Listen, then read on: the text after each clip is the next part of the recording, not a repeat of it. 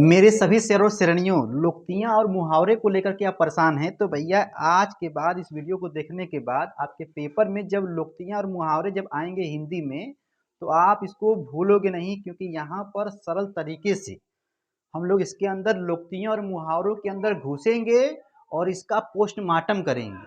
और पोस्टमार्टम करने के बाद जब आप इसको पूरा पढ़ लोगे मेरे भाई, देख लोगे, तो इसको बुढ़ापे तक नहीं भूलोगे, ठीक है ना। और यहाँ पर मैं जो बोर्ड के एग्जाम में जो क्वेश्चन पेपर में दिया गया है उसको भी मैं आपको दिखाऊंगा कि देखो ये भैया यहाँ पर दिया गया है, तुमेव माता च पिता तुमेव बंधु चष्टा तुमेव, करना है, ठीक है ना। तो छोटू सा वीडियो है, नए होंगे तो घंटा घंटी दबा देंगे, मुझे पता है लाइक वाइक दबाने में कंजूसी नहीं करोगी। चलो मेरे भाई करते हैं शुरुआत। एक अनार 100 बीमार, ये तो बच्चा बच्चा न जानता है, और बच्चा बच्चा जानता है भैया, यानी कि वस्तु एक है। वस्तु क्या है? एक है। और चाहने वाले मेरे भाई अनेक होते हैं। जैसे भैया के ससुराली से जब साली जब आती है, पता है ना, चाहने वाले बहुत हो जाते हैं, ठीक है। तो कहने का मतलब तो ऐसे लिखिएगा कि वस्तु एक चाहने वाले अनेक, ठीक है ना। कोई भी वस्तु जो है एक है और चाहने वाले अनेक हैं, वह के प्रयोग अपने शब्दों में कर लीजिएगा। भैया के साली वाला मत लिखिएगा, कुछ और लिखिएगा, ठीक है ना। देखिए, खोदा पहाड़ निकली चूहिया। अब बताओ मेरे भाई, आपने पहाड़ को खोदा, निकली चूहिया निकली, यानी कि परिश्रम अधिक किए, मतलब परिश्रम अत्यधिक और फल बहुत कम जब मिले तो लोग कहते हैं खोदा पहाड़ निकली चूहिया, ठीक है ना। ये मुहावरा आप लोग कर लोगे, अपने शब्दों में इसका वाक्य प्रयोग कर लीजिएगा, ठीक है ना। कि रामू ने बहुत बड़ा परिश्रम किया लेकिन उसका फल उसको बहुत छोटा मिला, जो भी, ठीक है। आपने पेपर में बहुत ताबड़तोड़ लिखा लेकिन ससुरा एग्जामिनर जो है नंबर कम दे दिया, ये मत लिखिएगा, ठीक है। देखिए, जिसकी लाठी उसकी भैंस, जिसकी लाठी उसकी भैंस, आप लोग सुने होंगे ना, ये लोकतियाँ चल रहा है अभी, ठीक है ना। तो अर्थ क्या है? बल ही अधिकार दिलाता है, जिसकी लाठी उसी की भैंस। मोदी जी है ना, देख रहे हो ना। तो भैया जिसकी लाठी उसी की भैंस, तो कमजोर को आजकल कोई नहीं पूछता है, आजकल जिसकी लाठी होती है उसी की भैंस होती है, ठीक है ना। कर लोगे ना? अरे मेरे शेर जबाजो, टेंशन लेने का नहीं, यहाँ पर लोकतियाँ और मुहावरे चल रहा है, ठीक है ना। आम के आम गुठलियों के दाम, आम के आम गुठलियों के दाम, बताओ, आम तो आप बेच ही रहे हो लेकिन गुठलियों के भी दाम आपको मिल रहा है। इसका कहने का मतलब यह है कि आपको दोहरा लाभ मिल रहा है, ठीक है ना। दोहरा लाभ मेरे भाई मिल रहा है, वाक्य प्रयोग अपने शब्दों में कर लेना, ठीक है ना। क्योंकि यहाँ पर ताबड़तोड़ मैंने कहा है कि 5 से 7 मिनट के अंदर मैं बताऊंगा। अब देखिए, अपनी करनी पार उतरनी, अर्थ क्या है मेरे भाई? अपने किए हुए कर्मों को भोगना पड़ता है। जैसे देखो यहाँ पर ये हैं राम बाबू, ये राम बाबू ने जो है अपने पिताजी को बहुत सताया, ठीक है ना। तो अब ये राम बाबू का जो बेटवा है श्याम बाबू, ये भी जो है अपने डैडी को सताएगा। तो वही कहते हैं कि भैया अपने किए हुए कर्म, यदि आपने कर्म खराब किए हैं तो आपको भोगना पड़ेगा। तो वही देखो यहाँ पर डायग्राम बनाया गया है, ठीक है ना। चलो, अपनी करनी पार उतरनी, अपने किए हुए कर्मों को भोगना पड़ता है, लिख लोगे ना। चल मेरे भाई, क्लास 12th हिंदी में, क्लास 10th हिंदी में, 9th में, हमेशा मेरे भाई 11th में यदि आपके पेपर में मुहावरा पूछता है तो गर्दा गर्दा मचा देना, ठीक है ना।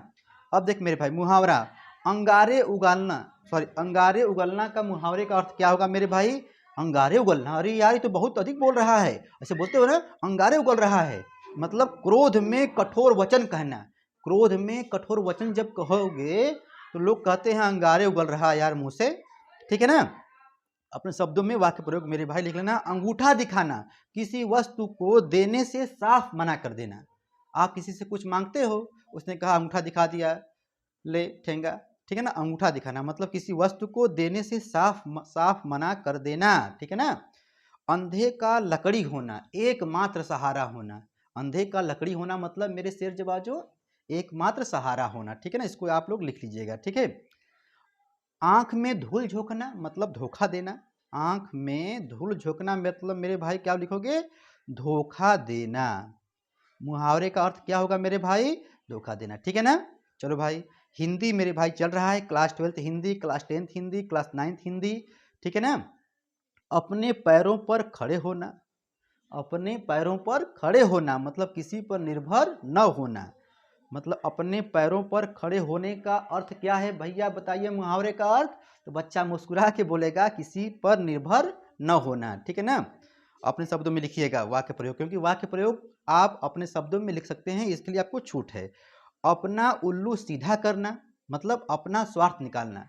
किसी का कोई कुछ काम होता है तो करता क्या है कि अपना स्वार्थ निकालने के लिए जब वो करता है तो लोग कहते हैं, यार देखो अपना उल्लू सीधा कर रहा है ये बंदा, ठीक है ना।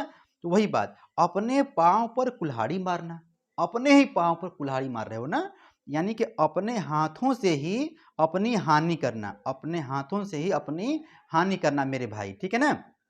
ये सब जो इम्पोर्टेंट लोकोक्तियाँ और मेरे भाई मुहावरे हैं, और यहाँ पर जरा इस पर भी गौर कर लें, जो यूपीएमएसपी ने बोर्ड एग्जाम ने ये 4-5 दिए हैं।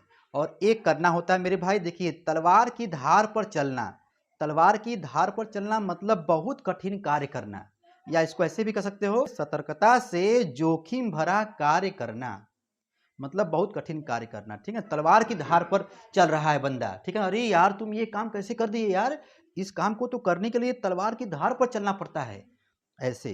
टका सा जवाब देना, टका सा जवाब देना, आपसे आप किसी को कुछ कर रहे हो, ससुरा वो साफ मना कर दे रहा है, ठीक है ना, यानी साफ साफ मना कर देना, ठीक है ना, साफ इनकार कर देना।